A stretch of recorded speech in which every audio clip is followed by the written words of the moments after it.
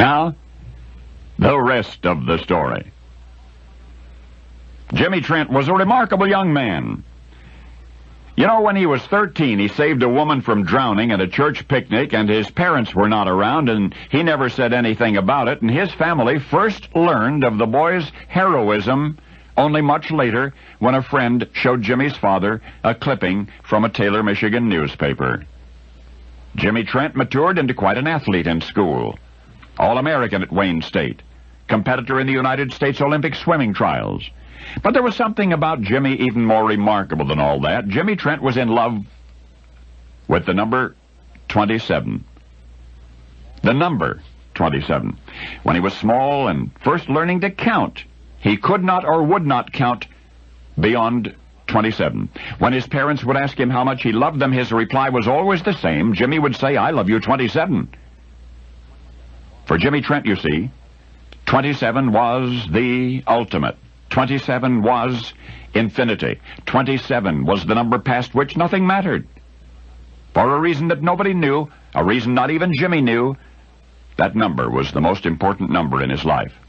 As a child, he once made a painting of a rainbow, taped it to his bedroom door. Above the rainbow, in big shining numerals, that's right, 27. This numerical obsession, monotonous as it seems, never annoyed anyone. It was merely a charming facet to a sweet, sincere, and altogether charming young man. As Jimmy grew up, he grew interested in girls, and yet he never outgrew that favorite number, for the Valentine cards he sent to his girlfriends were always signed the same. "I love you, 27.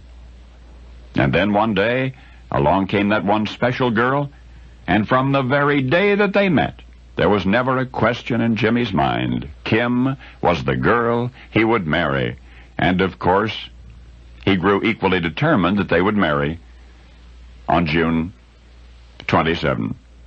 In the beginning, Kim thought Jimmy's 27 hang-up was probably a joke, but she quickly learned that it was an integral part of the young man's life. And what truly amazed her was that Jimmy's obsession seemed only to grow stronger with the passing years. Kim once asked him outright, "What does 27 mean, anyway?" And Jimmy, smiling, simply replied, "It means forever." One spring, forever came uncomfortably close. It was an automobile accident, a bad one, and Jimmy's car flipped and burst into flames. Only two things were spared in the wreck, Jimmy's Bible and Jimmy himself. He did recover fully. The accident occurred on April 27. It has been years since then. And in all of that time, in all of those years, no acquaintance of Jimmy's ever questioned his relationship with his favorite number.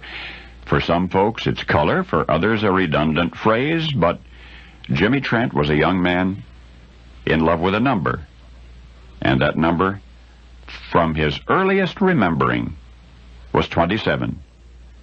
27, you could say, was his penchant, his trademark. And one day, it became his destiny. For in January of this year, in an industrial accident, Jimmy Trent was killed. He was riding a rail car in his factory, rail car number 27.